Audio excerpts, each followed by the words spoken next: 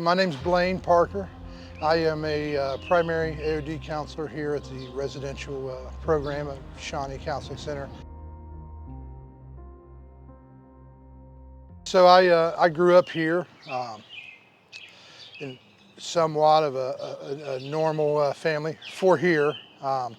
As a kid, I did all the things the normal kids do. My mom was always around. My dad was kind of in and out.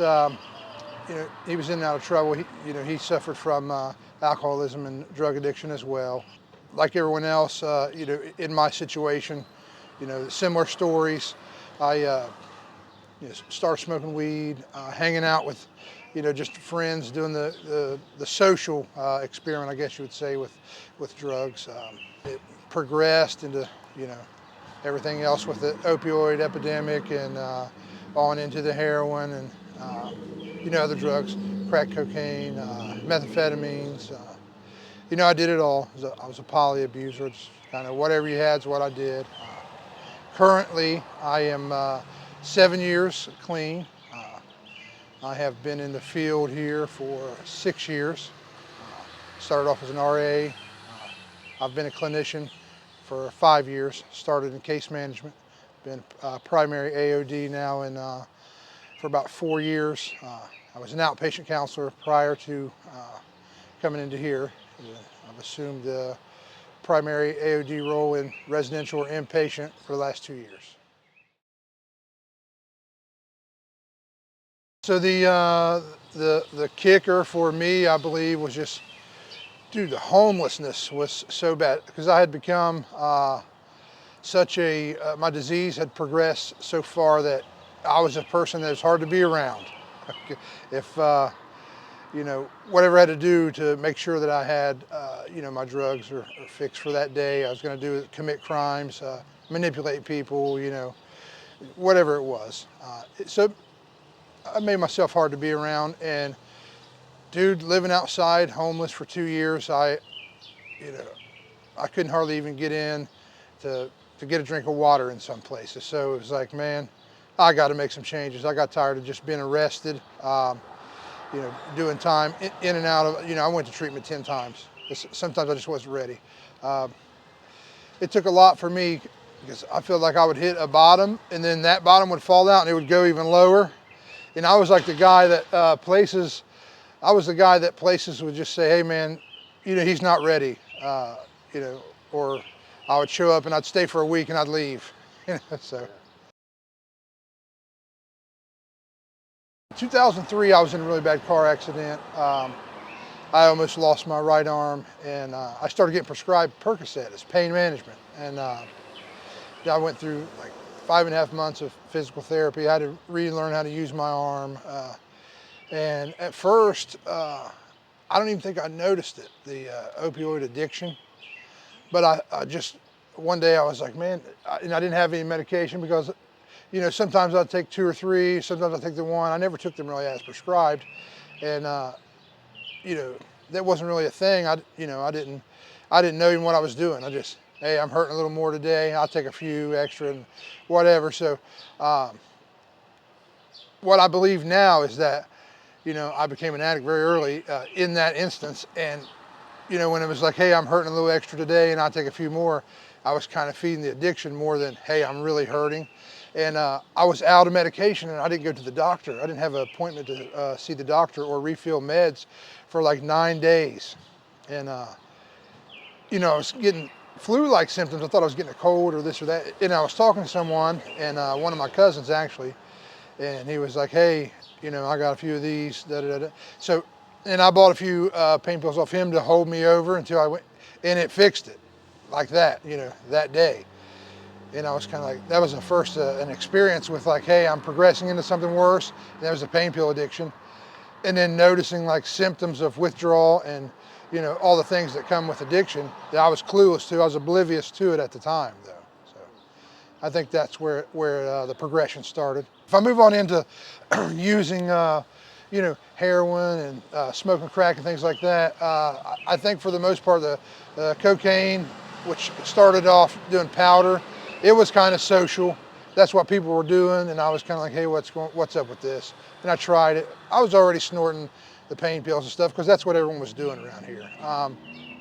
In this area, it wasn't uncommon to any house you were at, someone in that house was being prescribed, oxycodone or some form of pain medication. So it wasn't uncommon, and the vast majority of people were snorting them. Some people shooting them. They had just, they had progressed a little more than me. I didn't have the knowledge of it. I was like, I don't really want to shoot any dope, man. I was kind of scared of it. That's one thing I never did do is, I never did progress to the shooting dope, but I took smoking crack and snorting heroin, and, I took those to extremes where I overdosed several times. But I think that just the progression to that was like the pill mills went away and they were so hard and so expensive to get. If you wanted an opiate high and your budget was X amount of dollars, you could get it in the heroin. So me, like a lot of other people, we just resorted to that, not really having any knowledge of what kind of animal heroin was. And that's before even fentanyl. When the heroin became harder to get, the fentanyl was even worse. Hey, we were so far into addiction, we knew there's a chance we're gonna die and people were dying all around us, but we just still done it. And if we found out like, hey, this dope here killed someone, it's like, hey, who has that? That's the insanity of it. I'm now seeking out that dope. That's the good dope, So I had progressed that far. I'll give you one that's, that I live with, and I don't seek out answers to anymore. It's been 20 years, but so 2004, April, my dad was shot and killed. He was murdered. And I 100% believe that, his decisions, his actions, his substance use disorder led him all to that. And just the environment, the people he was around, you know, brought him to his murder. And I still think about a lot of that stuff today. I think for probably 10 years, I put that in the back of my brain to where it wasn't even real.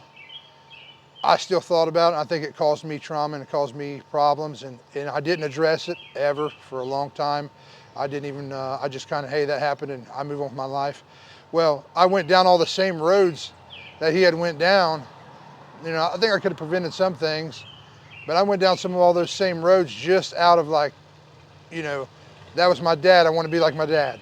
Whether the role model was poor or not, that's what I wanted to be like, that's what I looked up to. And for the most part, a lot of the older people around here, but yeah, that situation, just relationships that I damaged with family, through addiction, because that wasn't me. That's not who I am. If you ask any of my siblings, my mother's still alive today, any of my nieces, nephews, ask them about me, or what do you think of your uncle or your brother or something, story's completely different. I think at one point it was with my mom, because my mom is, in the field we like to call her a chief enabler, but she was, at the time it's like, hey, I'm kind of a mama's boy. That was my mom is like a best friend type to me, but also my mother. But she went through everything with me. She put herself out several times just to make sure, I had, what I told her I needed for the day, right? No matter the situation, legal trouble, getting into, drama with people, whatever it was, every time I turned around, she was right there with me. And at one point I had caused her so much trouble that, she would barely speak to me. I remember being in the county jail, and I'd call her phone and she wouldn't answer or talk to me. But I went, Tuesday to order stuff off the commissary, and there was $40 on there, and I knew she had put it on there. I'm talking to my sisters. They're like, she just wants to see you doing better. She's not going to talk to you. She doesn't want to hear sorry, any of that stuff. I mean, it had gotten so bad. They were the ones that called the police on me, and they got me arrested. And I hated them at the time for it, but now it's like, I'm glad they did, because I couldn't just go on my own. I had to be pushed by like a referral source.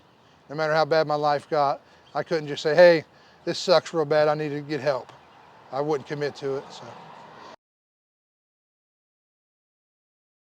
Some of the darkest times for me was just how far I had let myself slip morally, and the crimes I would commit. You know, I'd steal off my own sister. I'd steal off my own mother. I didn't care what it was. Broad daylight. If I could pick it up and carry it, I'd take it with me. And so you know, how far I let myself down into what the community thought of me and what a lot of people that knew me before drugs, because I'm kind of a late bloomer. I didn't really get into, first time I smoked a piece of crack or done any type of oxycodone, I was about 24. So I had a life, you know, prior to just, you know, I wasn't a guy that, hey, I started shooting dope when I was 13, and I've seen that in many cases. So I had, I had a reputation, and people didn't think of me as that. And I let that slip so far that there were people that, you know, they'd see me and they look and walk the other way. And it's like people that, you know, I valued their opinion of me. I think the darkest time for me is like I let myself go so far morally that people thought more of just, you know, avoiding contact with me than even say, hey man, you doing all right? Not even check on me. I was so wild, you know. You know, I said earlier, people didn't want to be around me. Uh, you know, I don't really like to admit a lot of that stuff, but I think I am. I think sometimes I act on emotion. Sometimes I invest in things because of how I feel. Yeah, I think I'm an emotional person. Yeah, very painful. Yeah, it was hurtful on the inside because, like I said, hey, I valued the opinion that some of those people had of me, and I had disregarded that and tossed all self-respect and everything aside. And my primary goal was to get high for that day. If I hurt those people or not, that doesn't matter. And I had limited contact to those people to only what I can get from them. You know, if there's no gain for me, I never even picked up the phone and called them. You know, and these people that cared a lot about me, done a lot for me prior to, you know, me getting strung out and falling into addiction. So I said before, you know, I was forced into treatment a bunch of times, in and out by probation. A couple of times I just went because it was freezing cold outside. It was December. I was homeless. I was out of resources. There was limited things I could steal and sell. Everybody was looking for me. I had warrants from them, and I would just go and, hey, I'll stay for a month or two and get a couple of things going. And I get back out. But I think the turning point for me is just like I had this moment of clarity, and I share this with my guys all the time because the light in our group room up top reminds me of that damn light. So I was laying in the county jail and I was looking up at that damn light. It's like a tanning bed. It never goes off. It only dims through the night. And I was looking at that son of a bitch and I was just like, man, I don't want to keep doing this. You know, I don't want to come back here. And I thought to myself, I said, this is the last time I'm coming to this jail. And that actually was. It's crazy because I'd said that a bunch of times, like, hey, I'm not coming back here, and you know, be right back. But I just made a decision there. No matter what I have to do, I'm just gonna stay. You know, I went to the treatment center. I said, I'm gonna stay with this place. I'm gonna do whatever they tell me, and they're gonna have to run me off. I'm not leaving. And that's what I did. My life was just so bad. You know, the quality of my life was so poor. Like I said, I was the person that you see me coming, you're like, man, what's this dude want? And I just, I refused to keep doing that. I had caused myself and my family so much pain and just anguish and embarrassment. I think I just, you know, I had to make a change. And, you know, I have a son, he's 16 years old. At this time, he was about 8 when I said, hey, I'm gonna start getting clean. I had only seen him on and off and through glass at the jail and in passing, you know, his entire life. So I just couldn't do. I remember how my dad was with me. He went to prison when I was 5. He didn't come home until I was 15. I refused to do that to him. So I just started fighting, man. I like what we have going on at Shawnee here, and I especially like my role. Um, this place, the quality of care and the lengths that they're willing to go here for the guys. it's unmatched. And I've worked at a few other places. Um, Not taking anything away from other programs, but I like this one specifically for that. Uh, they will go as far as it takes. So when we get a guy here, what I like about my role is I'm the first person you encounter, right? You go through your intake process, and then they say, hey, you're John's or Blaine's, right? And I enjoy being the first person to help you assess the situation. Like if you're a client, we assess what you got going on. From that moment, we start building a treatment plan, plan of action for what you're going to do. And here's where the foundation is built, right? The 30, 45 days that you get here with me, if that's all you get, we build a foundation. And it's not a lot of time, so that we got to do a lot in a short amount of time. And some of these guys come in, you're in residential treatment, you're reluctant to, even though if you want to be in a treatment center, right? And I'm the guy that has to convince you that, hey, there's a better life. Here's some things that need to be addressed.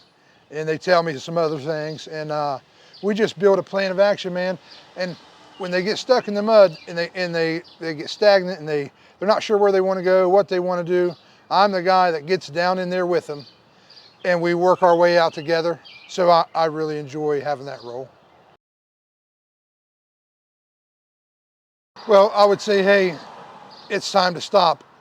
And primarily, people are dying at a rate that we've never seen before.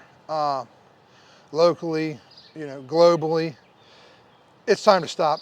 You have family members that care about you. A lot of times we think that no one cares about us, but the reason for that being is, what have we brought to them? Nothing but drama, problems, things that people that aren't doing drugs don't want to deal with. It's not that they don't care about us, it's that they are unable to care about us in the ways that we want them to. And for the most part, we just have to realize that and grab a hold of whatever we can close and start working. So, if you're struggling, give us a call. We're your people.